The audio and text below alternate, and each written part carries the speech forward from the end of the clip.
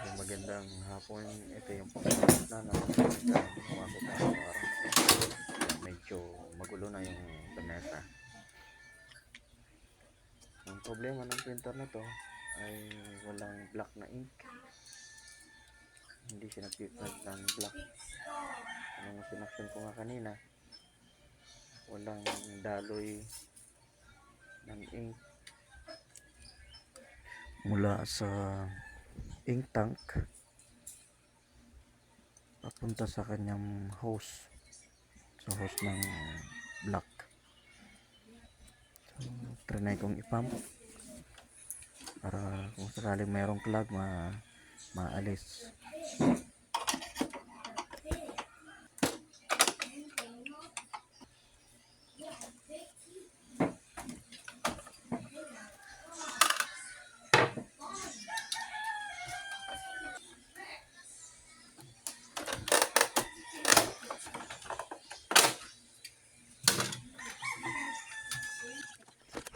So since walang lumalabas na ink mula sa tubo, sa hose, so, tinanggal ko na lang yung ink tank para makita ko kung may problema doon sa mismong ink tank ng black.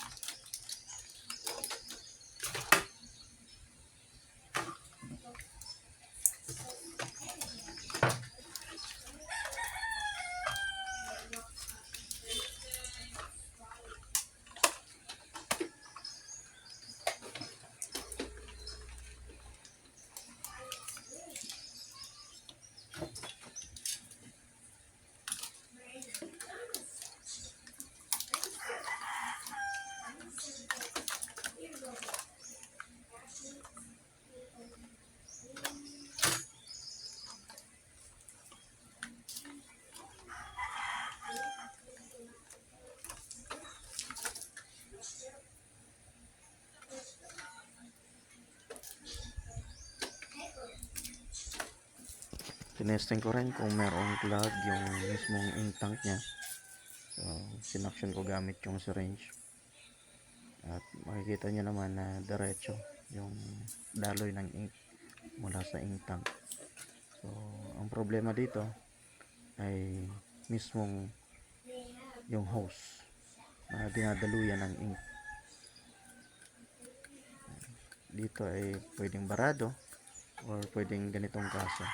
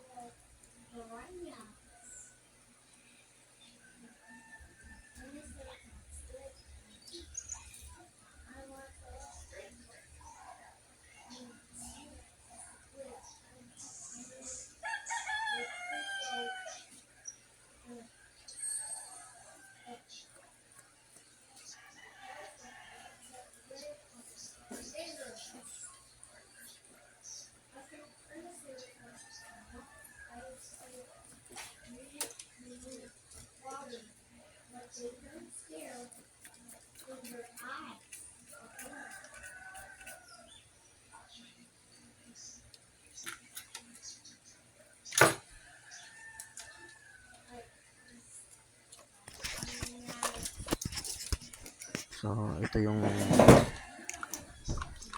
hose na butas dito banda sa dulo na.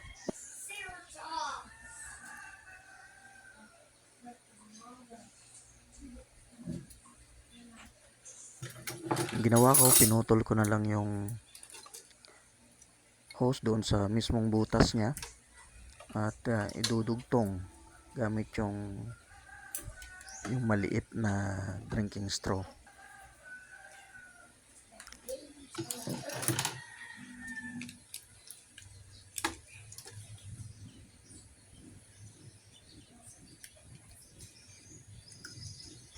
Kaya nung sinaksyon natin, dire-diretso na yung daloy ng ink mula doon sa ink tank papunta doon sa ink tank din doon sa carriage niya. So, wala nang tagas, diretso na yung daloy ng ink.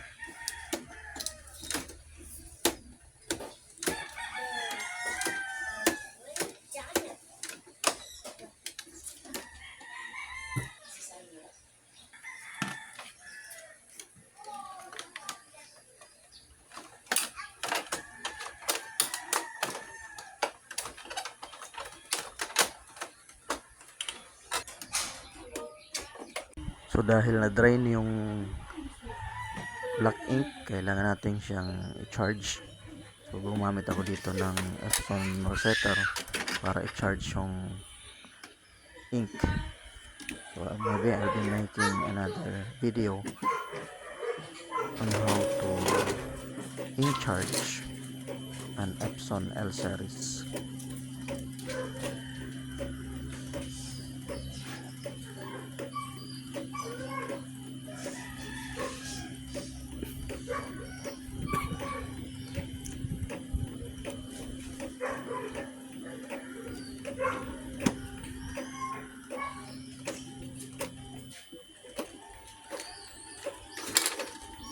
Thank you so much po for watching and sana nakatulong.